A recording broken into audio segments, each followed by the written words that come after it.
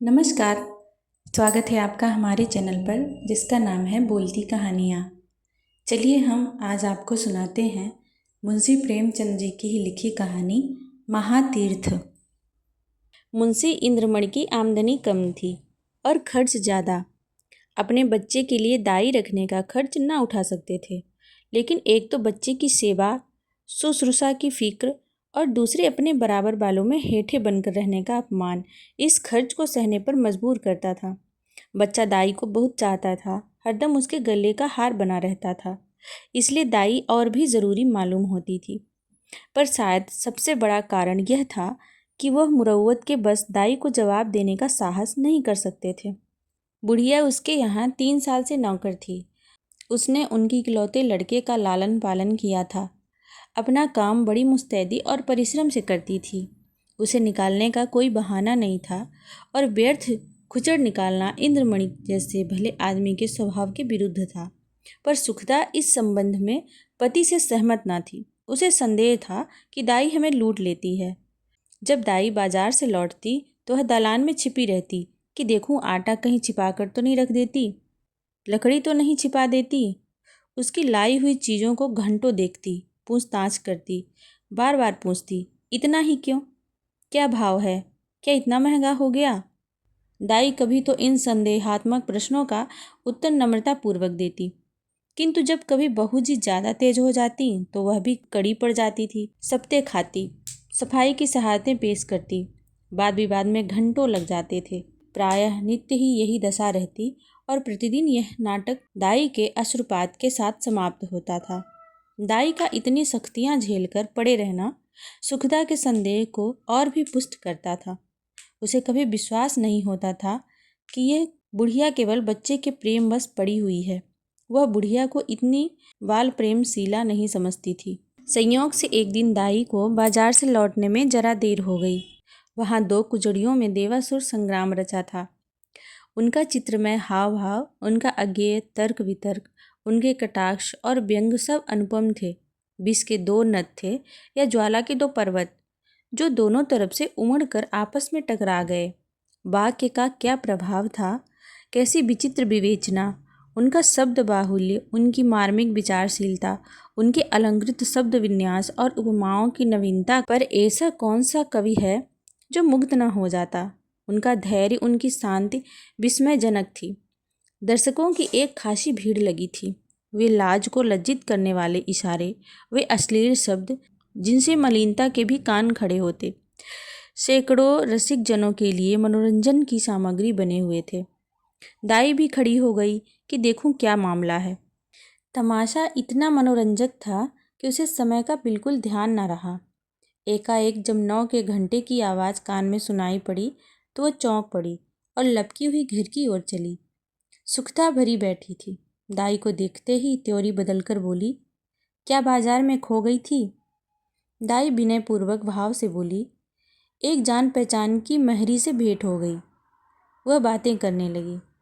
सुखदा इस जवाब से और भी चिढ़कर बोली, यहाँ दफ्तर जाने को देर हो रही है और तुम्हें सैर सपाटे की सूझती है।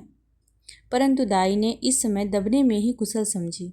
बच्चे को गोद में लेने चली गई, पर सुखदा ने झिड़क कर कहा, रहने दो, तुम्हारे बिना वह व्याकुल नहीं हुआ जाता। दाई ने इस आज्ञा का मानना आवश्यक नहीं समझा।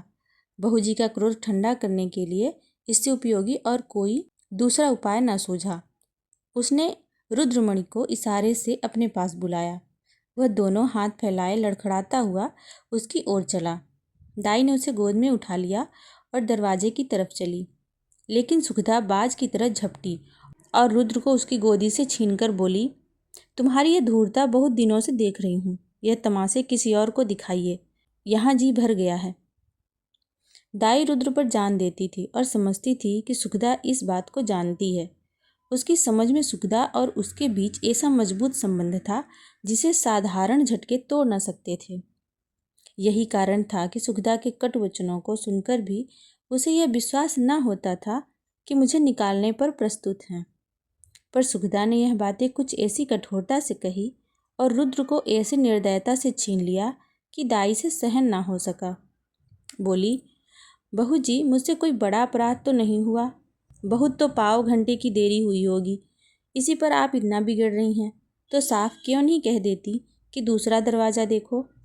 नारायण ने पैदा किया है तो खाने को भी देगा, मजदूरी का अकाल थोड़े ही है। सुखदा ने कहा, तो यहाँ तुम्हारी परवाह ही कौन करता है? तुम्हारे जैसी लौंडियाँ गली गली ठोकरें खाती फिरती हैं। दाई ने जवाब दिया, हाँ, नारायण आपको कुशल से रखे। लौंडिये और दाइयाँ आपको बहुत मिलेंगी। मुझसे जो कुछ अपराध हुआ हो क्षमा कीजिएगा, मैं जाती हूँ। सुखदा जाकर मर्दाने में अपना हिसाब कर लो। दाई, मेरी तरफ से रुद्र बाबू को मिठाइयाँ मंगवा दीजिएगा। इतने में इंद्रमणि भी बाहर आ गए। पूछा, क्या है, क्या? दाई ने कहा, कुछ नहीं, बहू जी ने जवाब दे दिया है, घर जाती हूँ। इंद्रमणि गृहस्थी के जंजाल से इस तरह बसते थे जैसे कोई नंगे पैर वाला मनुष्य कांटों से बचे। उन्हें सारे दिन एक ही जगह खड़े रहना मंजूर था, पर कांटों में पैर रखने की हिम्मत ना थी। खिन्न होकर बोले, बात क्या हुई? सुखदा ने कहा, कुछ नहीं, अपनी इच्छा नहीं जी चाहता नहीं रखते, किसी के हाथों बिक थोड़े न गए हैं। इंद्रमण ने झुझलाकर कहा, तुम्हें बैठे बैठाए एक नए खुचर सूझती रहती है। सुखदा ने तिनक कर कहा, मुझे तो इसका रोग है, क्या करूं, स्वभाव ही ऐसा है। तुम्हें यह बहुत प्यारी है तो ले जाकर गले में बांध लो, मेरे पास यहाँ ज़रूरत नहीं। दाई घर से निकली तो आंखें डबडबाई हुई थी। हृदय रुद्रमणि के लिए तड़प रहा था। जी चाहता था कि बालक को लेकर प्यार से चूम लूं, पर यह अभिलाषा लिए ही उसे घर से बाहर निकलना था। रुद्रमणि दाई के पीछे पीछे दरवाजे तक आया, पर दाई ने जब दरवाज़ा बाहर से बंद कर लिया तो वह मचलकर ज़मीन पर लेट गया और अन्ना अन्ना कहकर रोने लगा। सुखदा ने पुचकारा, प्यार किया, गोद में लेने की कोशिश की, मिठाई देने का लालच दिया, मेला दिखाने का वादा किया। इससे जब काम न चला तो बंदर, सिपाही, लूलू और हवा की धमकी दी, पर रुद्र ने वह रौब धारण किया कि किसी तरह चुप न हुआ। यहाँ तक कि सुखदा को क्रोध आ गया, बच्चों को वहीं छोड़ दिया और घर के धंधे में लग गई। रोते रोते रुद्र का मुंह और गाल लाल हो गए, आंखें सूज गई। निदान वह वही ज़मीन पर सिसकते सिसकते सो गया। सुखदा ने समझा था कि बच्चा थोड़ी देर में रो धोकर चुप हो जाएगा, पर रुद्र ने जागते ही अन्ना की रट लगाई। 3 बजे इंद्रमणि दफ्तर से आए और बच्चे की यह दशा देख स्त्री की तरफ कुपित नेत्रों से देखकर उसे गोद में उठा लिया और बहलाने लगे। जब अंत में रुद्र को यह विश्वास हो गया कि दाई मिठाई लेने गई है तो उसे संतोष हुआ, परंतु शाम होते ही उसने फिर चीखना शुरू किया, अन्ना मिठाई ला। इस तरह 2-3 दिन बीत गए। रुद्र का अन्ना की रट लगाने और रोने के सिवा और कोई काम न था। वह शांत प्रकृति कुत्ता जो उसकी गोद से एक क्षण के लिए भी न उतरता था, वह मौन व्रतधारी बिल्ली जिसे ताक पर देखकर वह खुशी से फूला न समाता था, वह पंखहीन चिड़िया जिस पर वह जान देता था, सब उसके चित्त से उतर गए। वह उनकी तरफ आंख उठाकर भी नहीं देखता। अन्ना जैसी जीती जागती प्यार करने वाली, गोद में लेकर घुमाने वाली, थपक थपक कर सुलाने वाली, गा गा कर खुश करने वाली चीज़ का स्थान इन निर्जीव चीज़ों से पूरा ना हो सकता था। वह अक्सर सोते सोते चौंक पड़ता और अन्ना अन्ना पुकार कर हाथों से इशारा करता, मानो उसे बुला रहा है। अन्ना की खाली कोठरी में घंटों बैठा रहता। उसे आशा होती कि अन्ना यहाँ आती होगी। इस कोठरी का दरवाज़ा खुलते सुनता तो अन्ना अन्ना कहकर दौड़ता, समझता कि अन्ना आ गई। उसका भरा हुआ शरीर घुल गया, गुलाब जैसा चेहरा सूख गया। माँ और बाप उसकी मोहनी हंसी के लिए तरस कर रह जाते थे। यदि बहुत गुदगुदाने या छेड़ने से हंसता, केवल दिल रखने के लिए हंस रहा है। उसे अब दूध से प्रेम नहीं था, ना मिश्री से, ना मेवे से, ना मीठे बिस्कुट से, ना ताज़ी इमरतियों में से। उसे मज़ा तब था जब अन्ना अपने हाथों से खिलाती थी। अब उनमें मज़ा नहीं था। 2 साल का लहलहाता हुआ सुंदर पौधा मुरझा गया। वह बालक जिसे गोद में उठाते ही नरमी, गर्मी और भारीपन का अनुभव होता था, अब सूख कर कांटा हो गया। सुखदा अपने बच्चे की यह दशा देखकर भीतर ही भीतर कुढ़ती, अपनी मूर्खता पर पछताती। इंद्रमणि जो शांत प्रिय आदमी थे, अब बालक को गोद से अलग न करते थे। उसे रोज़ हवा खिलाने ले जाते थे, नित्य नए खिलौने लाते थे, पर मुरझाया हुआ पौधा किसी तरह भी न पनपता था। दाई उसके लिए संसार का सूर्य थी। उस स्वाभाविक गर्मी और प्रकाश से वंचित रहकर हरियाली के बाहर कैसे दिखता। दाई के बिना उसे अब चारों ओर अंधेरा और सन्नाटा दिखाई देता था। दूसरी अन्ना तीसरे ही दिन रख ली गई थी, पर रुद्र उसकी सूरत देखते ही मुंह छिपा लेता था, मानो वह कोई डायन या चुड़ैल है। प्रत्यक्ष रूप में दाई को न देखकर वह रुद्र अब उसकी कल्पना में मग्न रहता था। वहाँ उसकी अन्ना चलती फिरती दिखाई देती थी। उसकी वही गोद थी, वही स्नेह, वही प्यारी प्यारी बातें, वही प्यारे गाने, वही मज़ेदार मिठाइयाँ, वही सुहावना संसार, वही आनंदमय जीवन। अकेले बैठकर कल्पित अन्ना से बातें करता। अन्ना कुत्ता भूखे, अन्ना गाय दूध देती, अन्ना उजला उजला घोड़ा दौड़े। सवेरा होते ही लोटा लेकर दाई की कोठरी में जाता और कहता, अन्ना पानी। दूध का गिलास लेकर कोठरी में रख आता और कहता, अन्ना दूध पिला। अपनी चारपाई पर तकिया रखकर चादर से ढांक देता और कहता, अन्ना सोती है। सुखदा जब खाने बैठती तो कटोरे उठा उठाकर अन्ना की कोठरी में ले जाता और कहता, अन्ना खाना खाएगी। अन्ना अब उसके लिए एक स्वर्ग की वस्तु थी, जिसके लौटने की अब उसे बिल्कुल आशा न थी। रुद्र के स्वभाव में धीरे धीरे बालकों की चपलता और सजीवता की जगह एक निराशाजनक धैर्य का आनंद विहीन शिथिलता दिखाई देने लगी। इस तरह 3 हफ्ते गुजर गए। बरसात का मौसम था।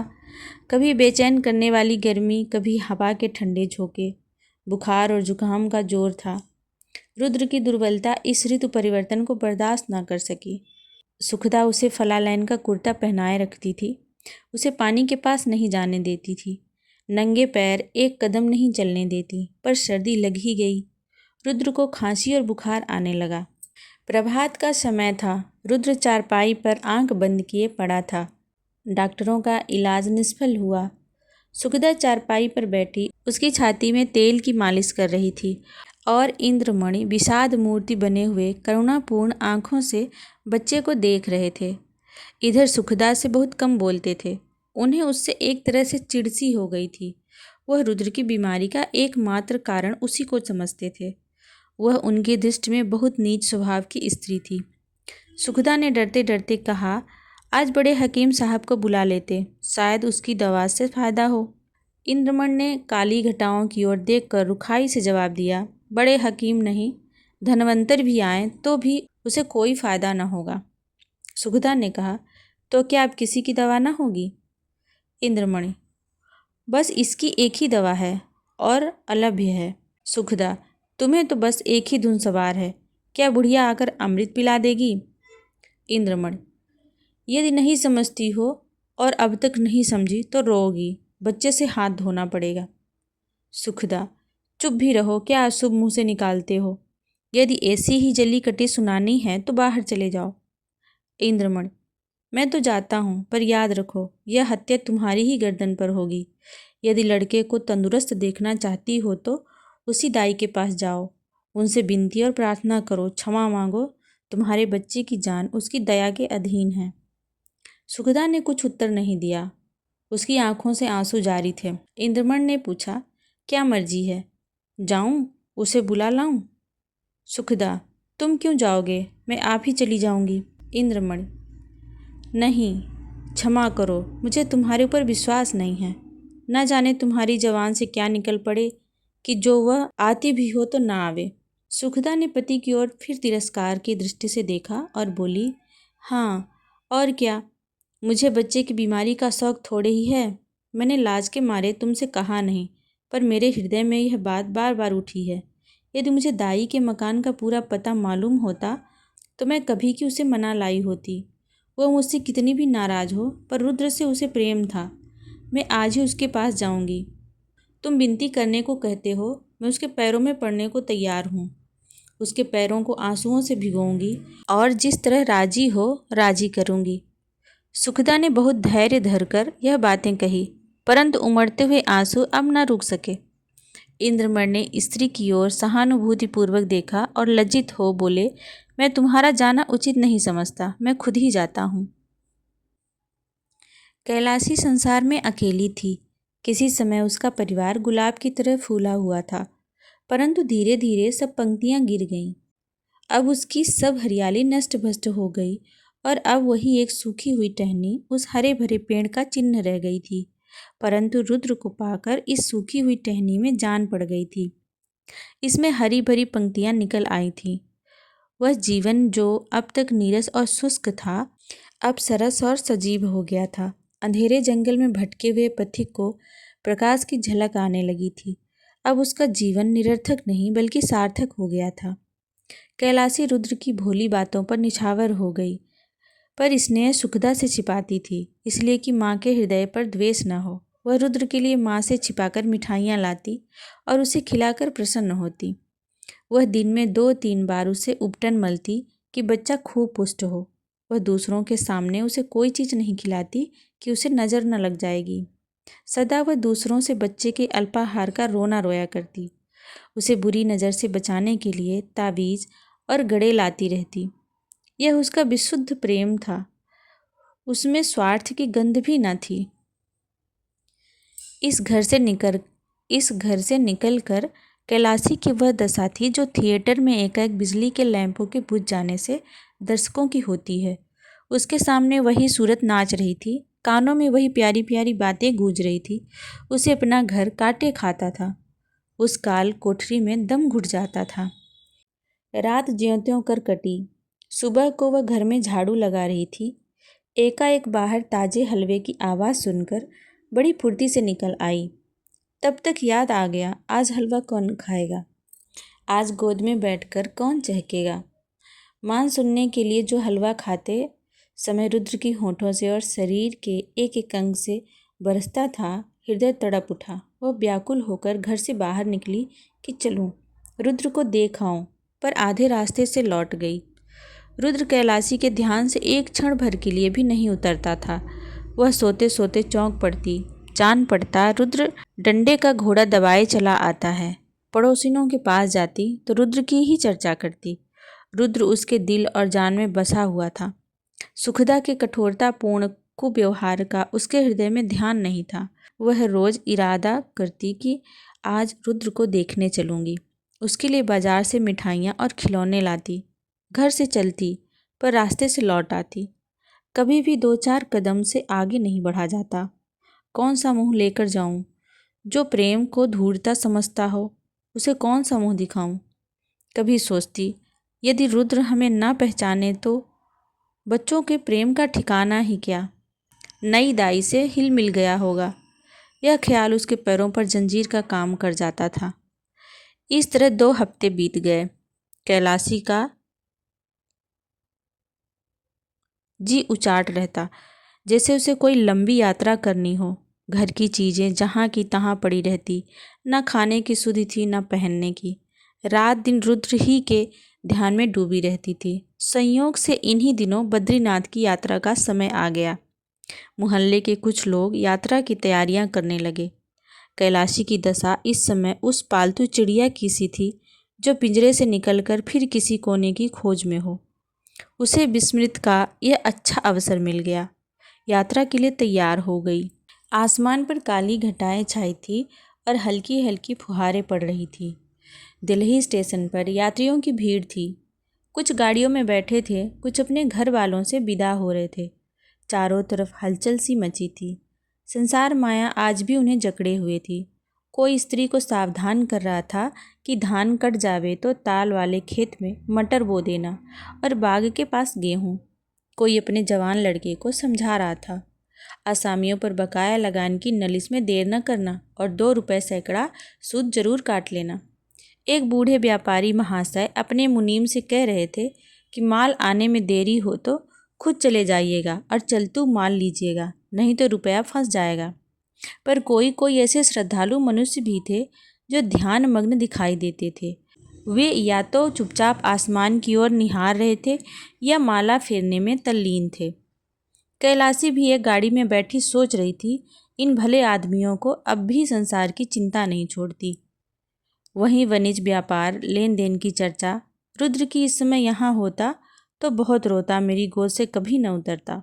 लौटकर उसे अवश्य देखने जाऊंगी। हे ईश्वर, किसी तरह गाड़ी चले, गर्मी के मारे जी व्याकुल हो रहा है। इतनी घटा उमड़ी हुई है किंतु बरसने का नाम नहीं लेती। मालूम नहीं यह रेल वाले क्यों देर कर रहे हैं। झूठ मूठ इधर उधर दौड़ाते फिरते हैं। यह नहीं कि झटपट गाड़ी खोल दें, यात्रियों की जान में जान आए। एकाएक उसने इंद्रमणि को बाइसिकल लिए प्लेटफार्म पर आते देखा। उनका चेहरा उतरा हुआ था और कपड़े पसीने से तर थे। वह गाड़ियों में झांकने लगे। कैलाशी केवल यह जताने के लिए कि मैं भी यात्रा करने जा रही हूँ, गाड़ी से बाहर निकल आई।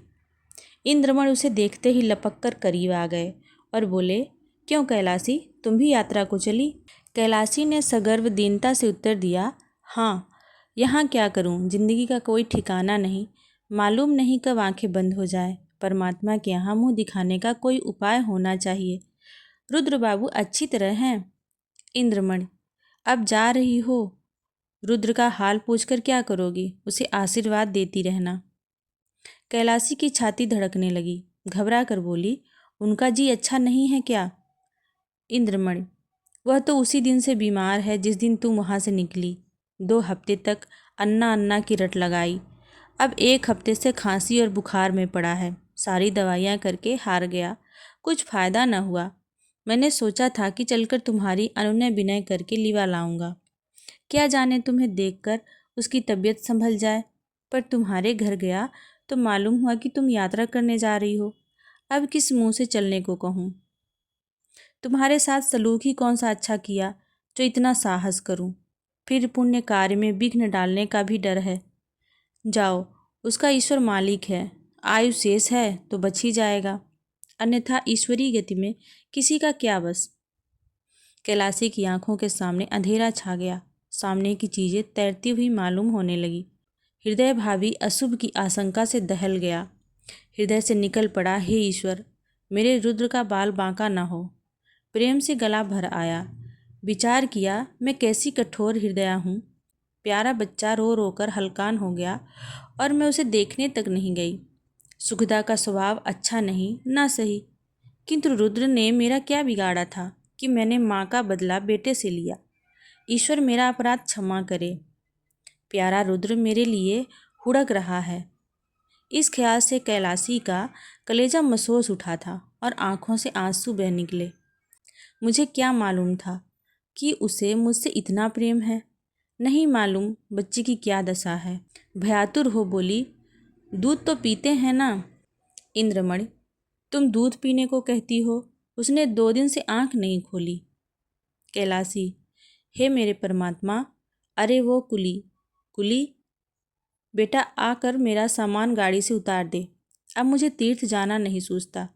हाँ बेटा, जल्दी कर। बाबूजी, देखो कोई इक्का हो तो ठीक कर लो। इक्का रवाना हुआ। सामने सड़क पर बग्घियाँ खड़ी थी। घोड़ा धीरे धीरे चल रहा था। कैलाशी बार बार झुझलाती थी और इक्कावान से कहती थी, बेटा जल्दी कर, मैं तुझे कुछ ज़्यादा दे दूंगी। रास्ते में मुसाफिरों की भीड़ देखकर उसे क्रोध आता था। उसका जी चाहता था कि घोड़ों के पर लग जाते, लेकिन इंद्रमणि का मकान करीब आ गया था तो कैलाशी का हृदय उछलने लगा।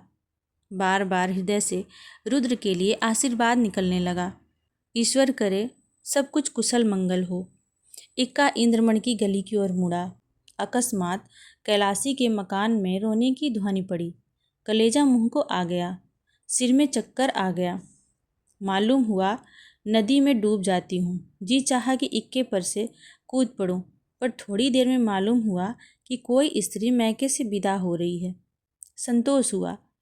अंत में इंद्रमणि का मकान आ पहुँचा। कैलाशी ने डरते डरते दरवाजे की तरफ ताका, जैसे कोई घर से भागा हुआ अनाथ लड़का शाम को भूखा प्यासा घर आए। दरवाजे की ओर सटकी हुई आंखों से देखे कि कोई बैठा तो नहीं।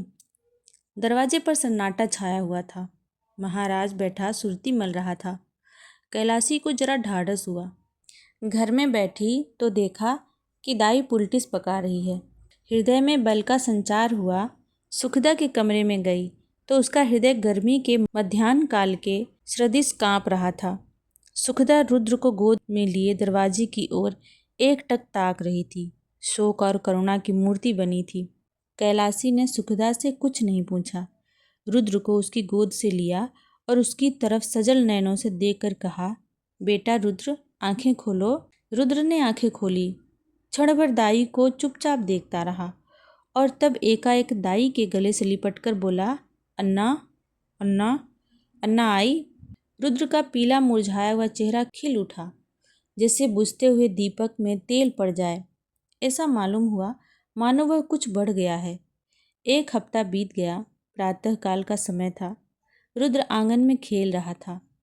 इंद्रमण ने बाहर आकर उसे गोद में उठा लिया और प्यार से बोले, तुम्हारी अन्ना को मारकर भगा दें? रुद्र ने मुंह बनाकर कहा, नहीं, रोएगी। कैलाशी बोली, क्यों बेटा, तुमने तो मुझे बद्रीनाथ नहीं जाने दिया। मेरी यात्रा का पुण्य कौन देगा? इंद्रमण ने मुस्कुराकर कहा, तुम्हें उससे कहीं अधिक पुण्य मिल गया। वह तीर्थ महातीर्थ। धन्यवाद। कहानी खत्म होती है और फिर मिलते हैं एक नई कहानी।